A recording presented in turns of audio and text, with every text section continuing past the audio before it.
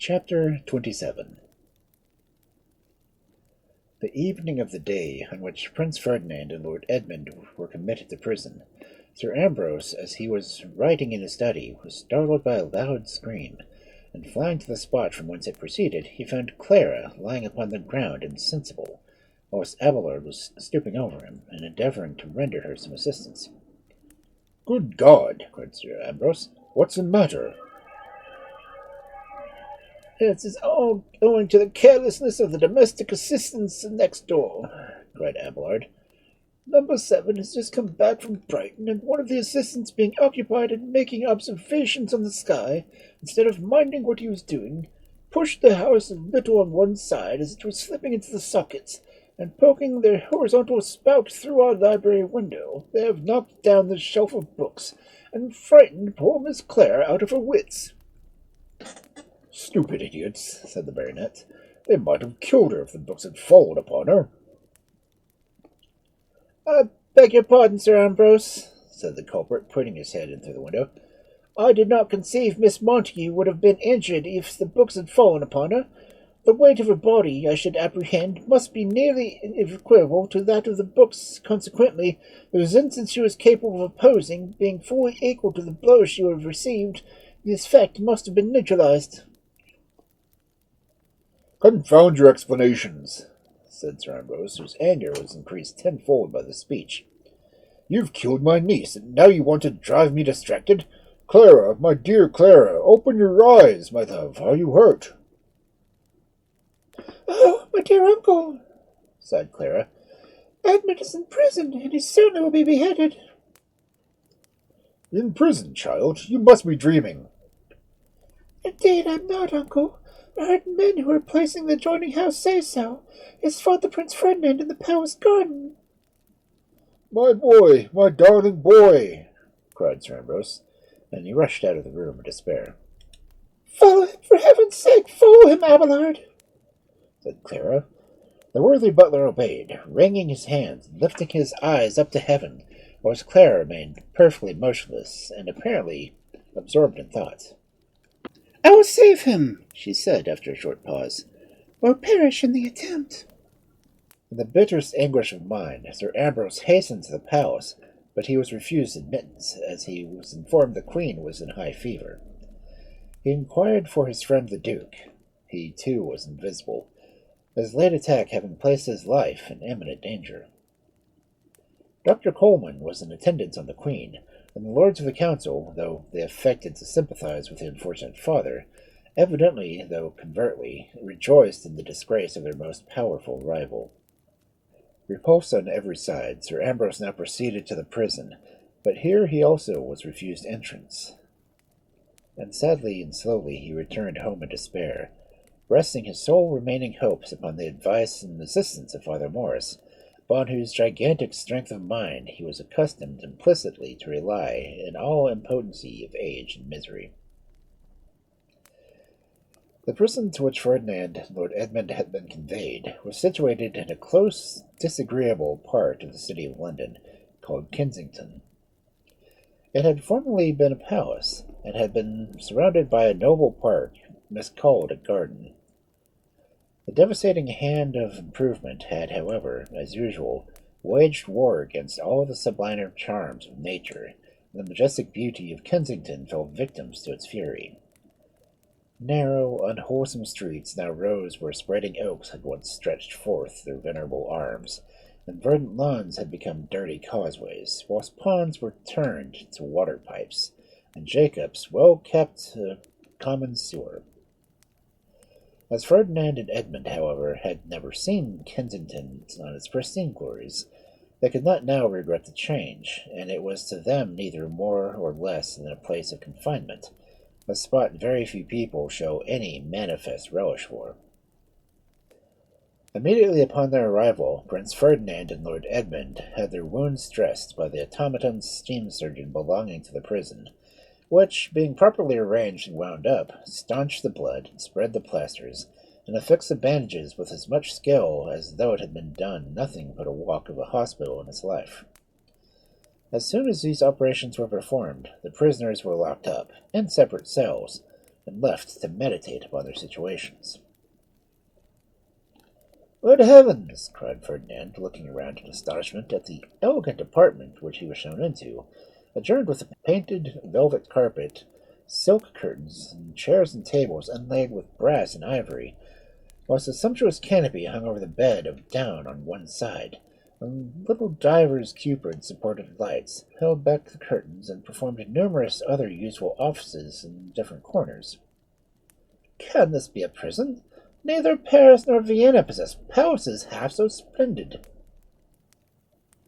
The surprise of Ferdinand was natural, as he was still a stranger among England, and did not know that our happy island had been long blessed with a race of people who thought prisons should be made agreeable residences, and had gone on improving them till they had ended making them temples of luxury. In spite of all the conveniences of his prison, however, Ferdinand was perfectly wretched. He could not imagine what reason Lord Edmund had had for fastening a quarrel upon him, for as his passions for Elvira, though violent, had been quite as evanescent as though he had been formerly entertained by Rosabella, he had not the least idea of exciting Lord Edmund's jealousy. Fatigued at length with forming fruitless conjectures, he threw himself upon his bed of down, and soon lost the remembrance of his cares in a refreshing slumber. In the meantime, Clara was revolving in her mind the best method of putting in practice a wild scheme that she had formed, of visiting Prince Ferdinand in prison. She did not dare confide her plan to anyone, for she feared that anyone she might consult would either laugh at her folly or betray her secret. Besides, to obtain any assistance she must give some motive for her conduct, and as Clara did not exactly know her own reasons for this acting, it was quite impossible she could make out a case to satisfy another. To go, however, she was determined, and when the family of her uncle were all retired, she wrapped herself in a large mantle, and with some difficulty contrived to reach the street. The night was cold and dark, and a thick mist fell, and Clara seemed chilled to the heart, yet a feeling she could not account for urged her on. Clara was young and romantic, and she loved Prince Ferdinand, and she fancied him in danger. How was she to save him, she knew not, and yet it was solely the hope of saving him that urged her forward. She had discovered he was confined at Kensington, and thither she bent her steps. But as she passed the palace, she found a crowd of balloons floating around it, laden with persons whose anxiety respecting the Queen had kept them waiting, had indulged them to besiege her door personally with their inquiries, and whilst the lighted flambeaux belonging to the aerial vehicles flashed brightly in the air and looked like a multitude of dancing stars as they rapidly crossed and recrossed above each other overhead. This little incident completed poor Clara's bewilderment, and terrified lest she should be seen and recognized, she hurried on without exactly knowing where she was going, till, perplexed by the different appearance of the streets seemed to assume in the darkness, and her own fears, she found her unspeakable dismay that she had lost her road. In the greatest agitation and distress, she now wandered to and fro, whilst her embarrassment was increased every moment by the ill-timed raillery of passers-by. At last she became quite surrounded by a group of people, who assailed her with so many questions and jokes that the poor girl, quite overpowered, stopped short and burst into tears. "Oh, and what are you to be about disturbing a poor young creature like that?" cried the well-known voice of Father Murphy, as the friar's portly figure was seen bustling through the mob. "What are you after there? Don't you see the poor thing has lost her way in the darkness, and if you bother her so, how do you think she'll ever be able to find it?" Never did any music sound so harmoniously in Clara's ears as the father's deep, rich brogue, and darting forward, she threw herself at his feet, and clasping her arms round his knees, she exclaimed, "Oh, save me! Clara Montagu!" "Clara!" cried Father Murphy with utmost astonishment.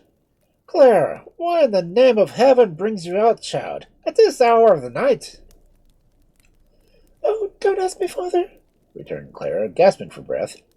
"That is, I will tell you presently, but take me away, for the love of the Blessed Virgin, save me from these men." "Come here, my child," said the father, drawing her arm within his own, and walking away with her. Let us leave these people. And now, continued he, when they were already some distance from the crowd, you must tell me, child, what brings you here? The question, though it was a very natural one for the friar to ask, was beyond Clara's power to answer. In fact, she trembled so dreadfully that she could scarcely stand, and when she attempted to speak, her teeth chattered in her head so violently that she could not articulate a syllable. Hard thing, muttered the passionate priest, after waiting a few minutes in vain for the answer. She'll be better presently. All now was dark, and they walked slowly some paces without speaking, when 4 bright lights flashed from the neighboring clock announced the contemplation of the hour. On the next instant, the solemn, deep-toned bell distinctly pronounced the word 1, and then all was silent again. I had no fancy it was so late, said the father, whose disposition was naturally too cheerful to let him ever remain long silent. Do you think it was 1 o'clock, Clara? I little thought I should never be wandering with you, my dear, in the streets at such a time of night. I can't help fancying it's all a dream. Anyhow, speak, darling, if you can, and tell me all about it. Clara felt still more faint, and only replied by clinging yet more firmly to the friar's arm. Father Murphy was frightened, and thought she was going to die. Oh, mother, he cried, what will I do? She's breathing her last, sweet creature, and nobody by to help her, and I'm not knowing how to comfort her. The delicate form of Clara seemed every instant to become more heavy, as she clung still unconsciously to the friar's arm, and grasped feebly for breath. Oh, what will I do? What will I do? Repeated the poor father, looking eagerly around for aid. All, however, was dark and gloomy and silent as the grave. Suddenly, however, a bright meteor-like substance appeared on the edge of the horizon, and the friar, to his unspeakable transport, discovered it to be patent night fire-sage balloon. He hailed it, and in a few minutes it was hovering over their heads. The accommodation ladder was let down, and Clara and her companion, having ascended to the car, the balloon again rapidly sailed on. Where are we going? Asked Clara faintly. Oh, returned the friar, that's what I never thought of asking, darling. But heaven be praised that ye are so much better as to be able to bother yourself about it. We're going to Kensington, miss, said the balloon conductor. Kensington? Repeated Clara, clapping her hands together in transport. Thank God! It's a very good thing to be thankful, anyhow, said the father. But I own I don't see why you should cry out such a rapture when you find we are going the wrong road. No, father, returned Clara. Not the wrong road, for Kensington is the goal of all my wishes. Poor thing, she's certainly distracted, thought Father Murphy. The loss of her cousin has deprived her of her senses, but I will let her take her own way. Perhaps she'll be better presently. Where will you like to be set down? asked the man. Near the prison, cried Clara. Near the prison? Repeated Father Murphy, shrugging his shoulders. Aye, I was right. Not another word was spoken till the balloon stopped and the passengers were set down. All still was dark, save the lamplight that gleamed from the battlements of the prison, and showed a tall, clumsy-looking figure that marched with heavy, measured steps to and fro before the gates, whilst at a little distance lay a party of soldiers, revolving. Clara shuddered as she looked at them, and hastily turning away, timidly approached the figure and begged it to let her into the prison. It continued to march, but as it did not speak, she attempted to pass by. No admittance, said the figure as she touched it, and trying to reach the door. I implore you, cried Clara, wringing her hands in agony. The figure did not reply, but continued its solemn tramp unmoved, its hollow steps falling heavily upon the ear at regular intervals. Driven to despair, Clara again endeavored to push past it, but she was again repulsed by the figure, reiterated its monotonous, No admittance. Clara threw herself upon her knees before it in agony. "Clara, Clara, dear!" cried Father Murphy, attempting to raise her. "You're certainly quite beside yourself. Don't you see it is an automaton? Nothing can stop it but the proper check string. And that is a little guardhouse, round which you can see the soldiers lying." They will admit me, cried Clara wildly. "They are men and will surely listen to me." Then, before the father could stop her, she flew towards him, and throwing herself at the feet of the commanding officer, implored his pity. The officer was a man of feeling, and, touched with her compassion at her evident anguish, he had promised to grant her permission ere Father Murphy, who was too fat to move with much agility, could reach them. Thank you, cried Clara, kissing the officer's hand. "God bless you." The officer smiled at her warmth. "Wait here a little," he said. "I will soon return and admit you, if I obtain permission. But state prisoners are ordered to be guarded so closely, I dare not take any step respecting them, without consulting the governor." "So, then you will get in after all," said Father Murphy, who had approached near enough to hear the last speech. Well, what a world this is we live in. Here have been dukes and princes begging for admission unsuccessfully, and yet a little saucy girl, only because she happens to be half distracted, is let in at the very first word."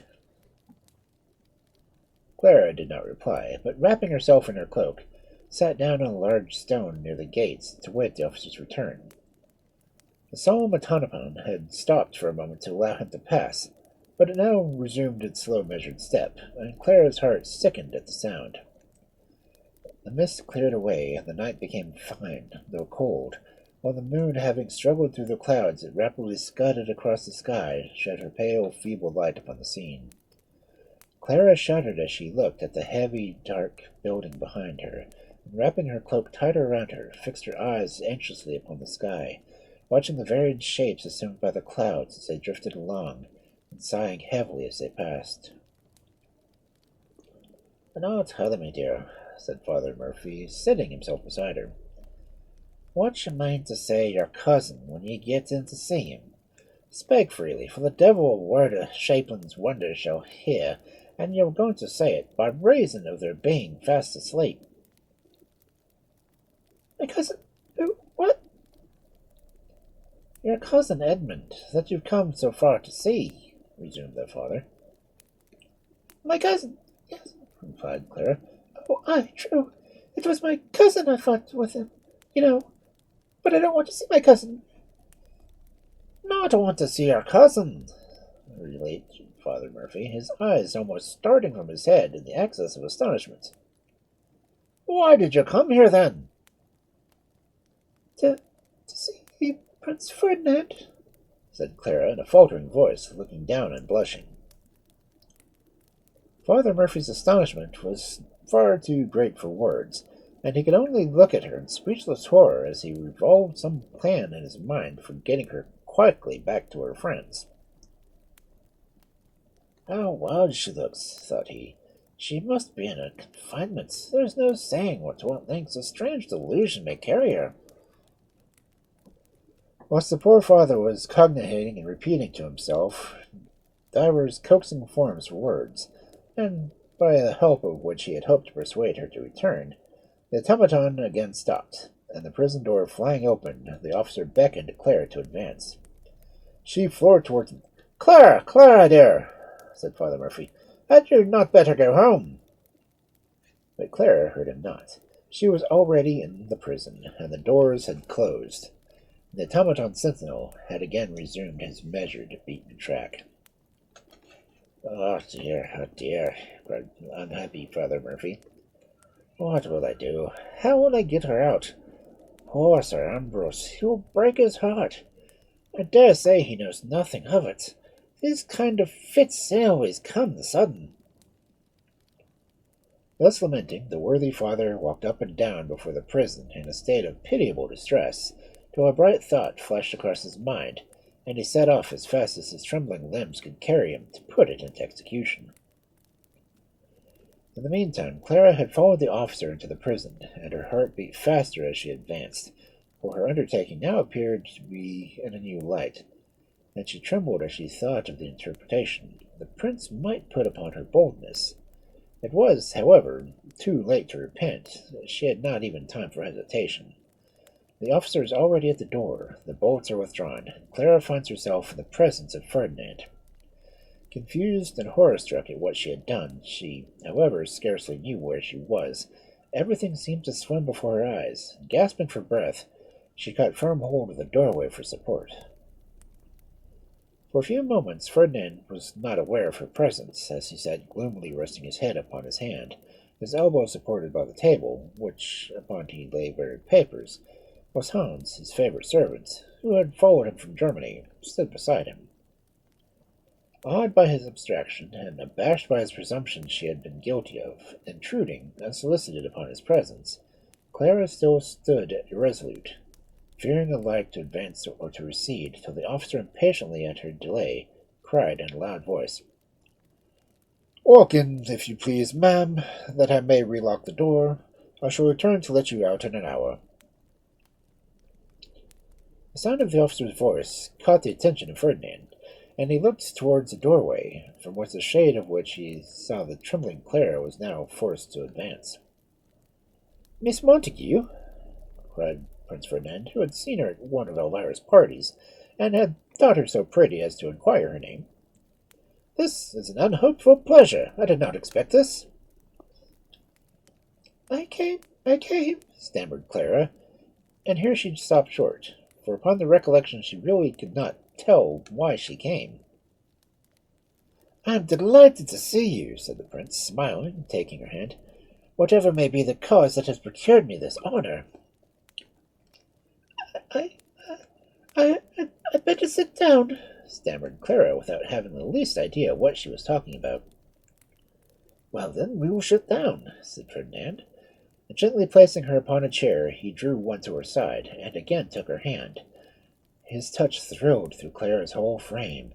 She felt his ardent gaze upon her face, and, dreadfully agitated, fearing she knew not what, she turned away from him, and tried to withdraw her hand. I believe I must go," she said. "So soon?" cried Ferdinand, again smiling, for it was impossible to mistake the cause of her confusion. "I thought the jailer said he would not come back for you in less than an hour." "He did," repeated Clara, quite unconscious of what she said, and without daring to look at him. "My dear Miss Montagu, will you not bestow one look upon me?" cried Ferdinand, in his most insinuating tone, sinking upon one knee before her and gently encircling her slender waist with his arm, as he turned her towards him. Clara could not resist his imploring eyes. Her heart beat, she blushed, she trembled. She looked upon the ground, when suddenly Ferdinand uttered a faint cry, and starting upon his feet, Clara gazed at him in wonder, for that countenance, so lately beaming with love and tenderness, now seemed to gasp with horror. She followed the direction of his eyes, and beheld in the doorway the giant form of Cheops, whilst the mummy's appalling laugh resounded in his ears. Involuntarily Clara shuddered, and hid her face in her hands. "By the silver bow of Isis!" cried Cheops tauntingly, "I admire your charity, Miss Montagu. Why do you hide your face? But so it is true, Merritt is always bashful, and the beneficial spirit that prompted Clara Montagu to visit the distressed, and even prefer a stranger to her own cousin, makes her blush to avow her goodness." "Mercy, mercy!" cried Clara, falling at his feet. "You know my heart, and I implore your assistance." "And you shall have it," returned Cheops. "As for you," continued he, addressing the prince, "what is your wish?" "Deliver me from this prison, and make Clara mine, and I will be your slave." "It is well," said the mummy. "Clara, you must retire with me. This is no place for you. As for you, Prince, Lord Maysworth and Father Murphy will be admitted at your presence, in the course of a few hours to consult you with respect in your defense. Follow their advice and fear nothing. Rely upon me and you shall be safe. Come, Clara, you must return to the house of your uncle. He is prepared to receive you and will forgive your absence, as Father Murphy will, ere we reach him, have fully explained its cause. And Sir Ambrose will overlook your folly in consideration of your youth. Adieu, Prince. We shall meet again. The mummy and Clara now withdrew, leaving the prince's mind much relieved, as his confidence in his new friend was unbounded, whilst the discovery he had made of the devoted love of Clara soothed his troubled spirits, and robbed his confinement of half its bitterness.